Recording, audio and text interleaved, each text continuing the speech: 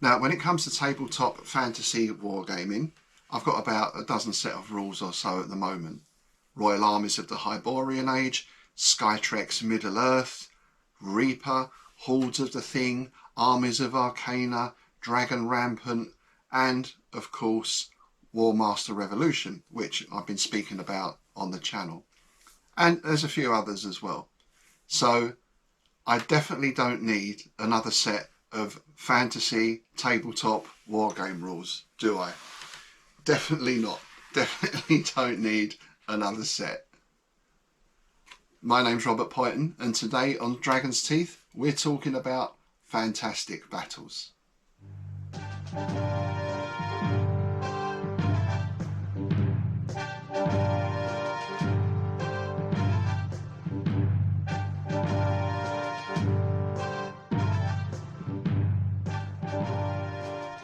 So just a quick bit of background for those of you who may be new to the channel. I started tabletop wargaming in the mid-70s, played for a number of years, fell out of the hobby to a large extent, and recently got back into it. One thing we used to really enjoy playing were massed fantasy battles, particularly Middle-earth, and we used those Skytrek's rules I mentioned earlier. I think they were written by South East London Wargames Group, and we also had, of course, our own homebrew system as well that we developed. But I always like that, lots of figures on the table, big battle kind of approach. So when I came back into gaming, I wanted to continue that, but I started thinking about scale, because back then we were using 25mm figures, mostly minifigs, and then of course Citadel started producing figures and so on. So I still have a lot of those figures, but 25mm, if you want to build up an army, can be quite expensive. You need a big table if you want to put a couple of hundred figures out, and so on. I started looking around at other scales. Now, I've done a lot of 6mm 1/300th Second World War tabletop stuff, which is fine. Your tanks and everything are a reasonable size. But I found 6mm for figures doesn't really cut it for me. There's not a lot of character to the figures, they're virtually blobs. Then I discovered 10mm, which was quite a new thing to me at the time. And of course, with the advent of printing now, 3D printing, you can get some great 10mm figures. And I've been using Excellent Miniatures, who are based in Germany but ship in England. And I've spoken about those figures on some other uploads here. So having got my scale and my figures, got them painted up and based, time to look at rules. I looked through all my old sets of rules. Some you could use for 10mm, but a lot of them didn't quite work in terms of basing 10mm. You're working in strips of figures. With 25mm you can remove individual figures. That's not something you can do so easily in 10mm. I was chatting to some of the guys down at Bedford Gladiators on a Monday night about this, and Neil recommended Warmaster Revolution. So I got a copy, I had all my figures painted and based, read through the rules a few times. I've done a review on them here, and we've also played a couple of games now, which I've also reported on the channel. So that's all great, that's all good, and I've actually bought a lot more 10mm Vampire Count army now in order to swell the ranks of my undead legions. But there were one or two things about Warmaster that I mentioned in my review and that came out further in my playtest as well. And again, I was chatting to the other guys at the club about this, and we all had the same kind of opinion. One of the things that we didn't like so much about Warmaster was this idea of activation. Your commander figure has to roll a dice to activate units. And I've only played, I think 2 or 3 games now. Yet in both of those there was a situation where a large part of one army was unable to move because the commander failed the activation roll. Now it could be we're doing something wrong, of course, we're not that experienced in the game, but this would seem to be how the rules are supposed to work. So having had that discussion and always being interested in rules, I've got a cupboard full of War Games rules, as I suspect many of you have as well. I'm always interested to see other ideas and how other things can be presented. So I thought, well, let's look around to see if there are other rules that might give us a different way of doing things, a different flavour of game, really. So once more, I went through all those old rules, and again, Now we're working with 10mm on specific base sizes, because Warmaster of course uses a very specific base size. That was very difficult to adapt to a lot of these other rule sets. So I widened my search, started looking around on the net, and that's when I first heard about Fantastic Battles. I read some reviews, looked at some YouTube videos, and these rules sounded pretty much like what I was looking for. So being the impulsive type when it comes to shopping, I ordered up a set of rules, and here they are.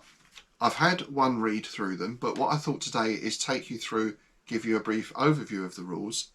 And this Sunday, hopefully, we've got an all-day session at the Gladiators, so we're looking to run a game using these rules, kind of a test game, see how they work out and everything else, and of course I'll post a full report on that here as well. The rules are written by Nick Wright and published by Irregular Wars, and this is version 1.2. I think these are fairly new rules. I mean, new in my book is anything in the last 30 years, so take that in mind. Here we go. Yeah, 2020, an Irregular Wars tabletop game. So it's quite substantial, and what I liked is it's full of stuff.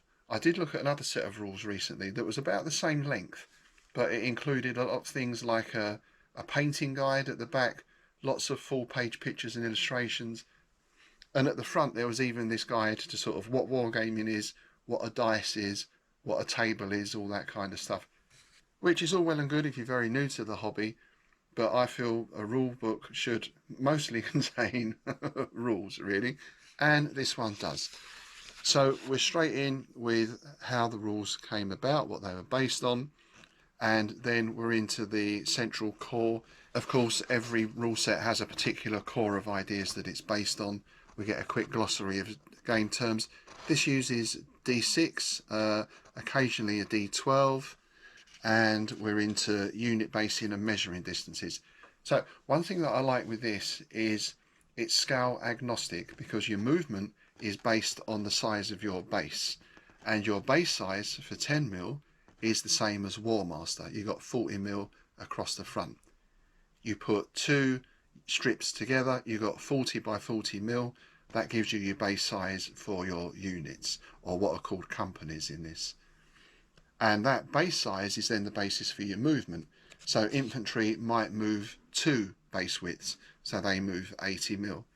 That's a really nice way of doing it, because then if it's 25mm and your basing is 60 by 60, then of course your movement is 120. So that's a very neat way of getting around the idea of scales and having to change all your measurements. From there we're into our unit profiles, our company profiles, and it explains each of these numbers. That's obviously your resolution, your movement, your attack and defense factors, and so on. Points value, and also this idea of traits or attributes, which I'll come to later on, because that's a very interesting aspect of these rules. How to build up your army, and of course an army has to be led by warlords or magicians or heroes or the like. So the next section is about characters, and we're into the spells for magic users. Now in Warmaster you're given a certain type of spell if you're a certain type of wizard. In this, it looks like so far that you can choose any spells you like. We've also got a section on magic items, similar to we have in Warmaster. So the billowing banner of encouragement, the character may re-roll 1 failed rally die per turn. So that's much along the same lines as Warmaster as well. Then we get into this section which is quite unique. I don't think I've seen this before in a set of rules. This idea of traits or attributes. So a unit or a company, you can apply 2 or 3 of these traits to them. So just for example, we've got Berserk. Berserk units get into a frenzy during melee. Each melee attack roll of 6 explodes, in inverted commas, allowing the company to roll an additional attack dice. And then you might have something like Ephemeral. So your kind of ghost or wraith type units. Ephemeral units are able to pass through terrain like ghosts, ignoring all terrain movement and melee modifiers. And there's a whole range of these. We get a few pages of these traits, and I can see how using these you really can personalize your armies. Of course some of them are incompatible, so I don't think you can be like a steady unit and be berserkers at the same time. That doesn't work out. So there are some limits on them. Look at this one. Stimulants. The warriors in this unit have partaken of stimulants such as alcohol, magic mushrooms, or perhaps painted themselves in hallucinogenic war paint. The next section is on pre-game procedures, so how you determine attacker and defender, how you set up your terrain, the effects of terrain on movement and visibility and so on. All much as you'd expect. We get some optional rules here for things like objectives. If both players agree, they may roll for army objectives at the start of battle.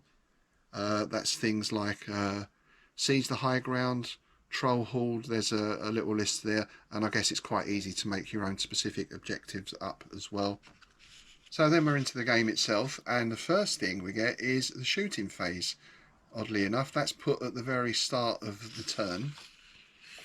That's all pretty much as standard. Then we get into this action phase, and this is where we get this nice activation idea. Players activate characters and units in a randomised order determined by coloured counters drawn from a bag. Each player uses counters of a different colour. So basically, if you've got 4 commanders in your army, then 4 counters go into a bag. Well, it's actually 5, but I won't go into that one at the moment. So there's a counter in the bag for every one of your commanders and for your opponent. These counters are drawn out one at a time, and if your colour counter is drawn out, you can activate one of your commanders, who then gives his orders to the troops, and they carry out the orders. So there's no roll to see if they do carry out the orders, it's assumed that they do, but the sequence of movement can be a little bit random, and the move is finished once all the counters are drawn. So basically everything and everyone gets to do something. And of course your commanders have to be within a certain range of the unit they're ordering. And there might be rolls to be made if you order a unit to charge, for example. There might be some morale type rules to make. Or this idea of impetuous actions really covers that. So it might be that under certain circumstances a unit will fall back, or it might be that they'll charge forward like lunatics. And the movement for this is a little more detailed than War Master, because we get these ideas of companies can change facing, they can about face, they can change formation, they can will, they can withdraw. There's some other actions as well they can take, such as regenerate, for example, if they're that type of unit or they have that particular trait.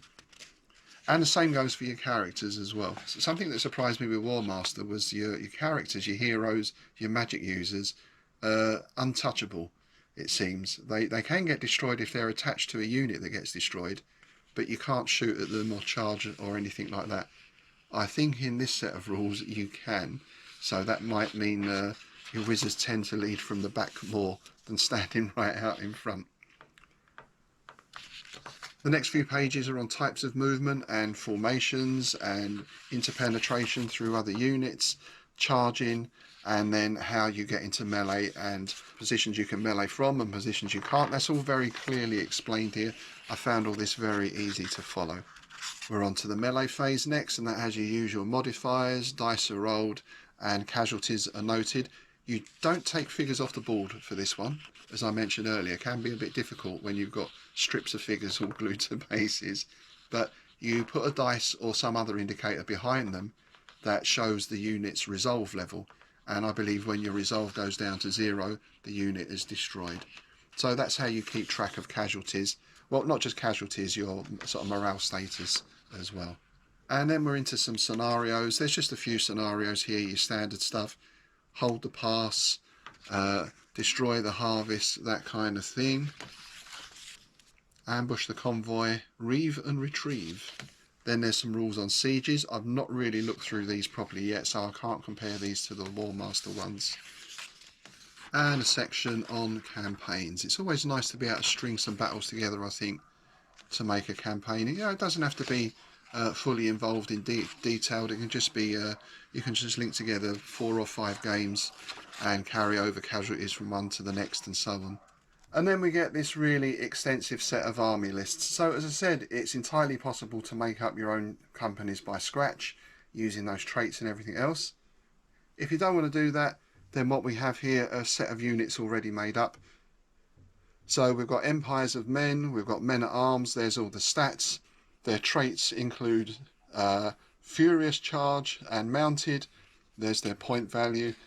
So you can just use these straight from the book, and it goes through all your usual type of units. We've got Inquisitors, Demons, Halflings of the Shire, Reanimated Undead, Night Stalkers, there's your Vampires, a couple of types of Dwarves, your various types of Elves, Righteous Elves and Night Elves, Wild Elves, actually Wood Elves I guess, Wild with a Y, always nice, Beast Folk, Saurians, so a lot of different types of units, Goblins and Orcs, Minions of the Dark Lord, Ogres, and then interesting thing, you get historical army lists as well.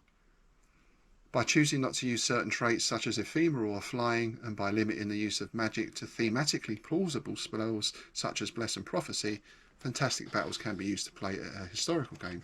So that's interesting, that's something we might look at as well. Classical Greeks, Persian, Carthaginians, Romans, and so on.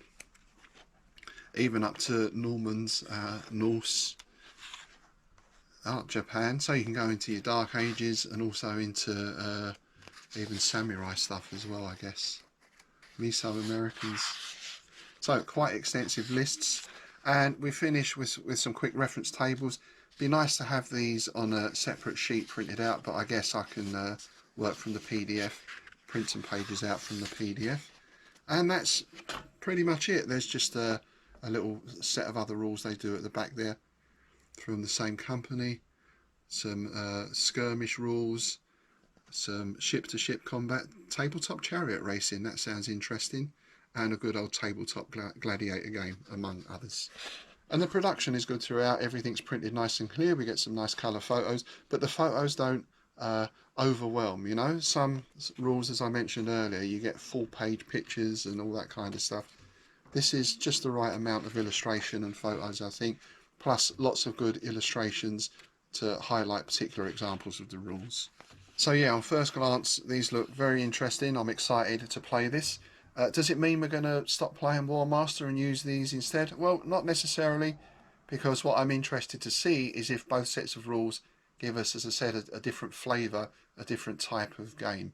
And in this one, you can basically make up whatever type of army you like. So I can't imagine we'll stop playing one in favour of the other, but you know, if there's enough time, we'll play both. There we are. As I said, that's a quick look through the rules. I think one thing I found with these is on first read through, I felt I was able to grasp the mechanics quite quickly, whereas War Master I did struggle a little bit as well. The activation system is basically the big difference and was one of our sticking points with War Master. And there's some other things I like about these rules that in a way are kind of the opposite of War Master.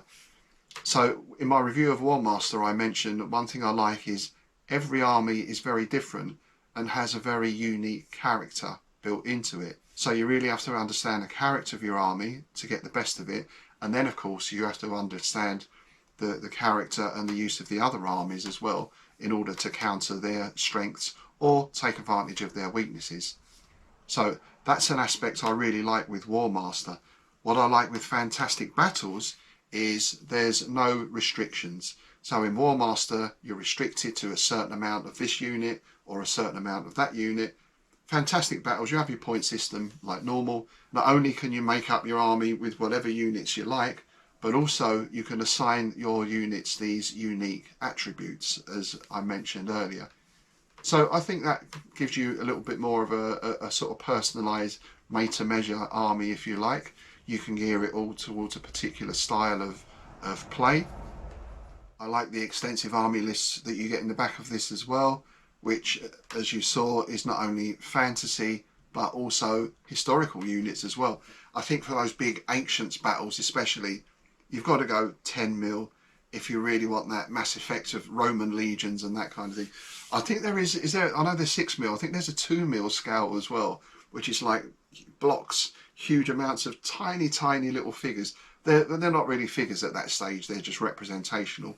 But again, that does look good on a tabletop to have these mass ranks, I think. So in conclusion for today, I'm really looking forward to playing these. This is a set of rules that I read and I thought, yeah, I'd like to really have a go at these. You know, some rules you read and you sort of think, yeah, they seem quite interesting, or I'm not sure how that works. with these, I feel like I really want to get stuck in, which I shall be doing on Sunday, fingers crossed. The vampire counts will fly again. I'll let you know how that goes. In the meantime, thanks for watching. If you've got anything to add about Fantastic Battles, if you played the game, any points good or bad, please do drop a comment in the box below. And as always, if you're enjoying the channel, please do like, share and subscribe. See you soon.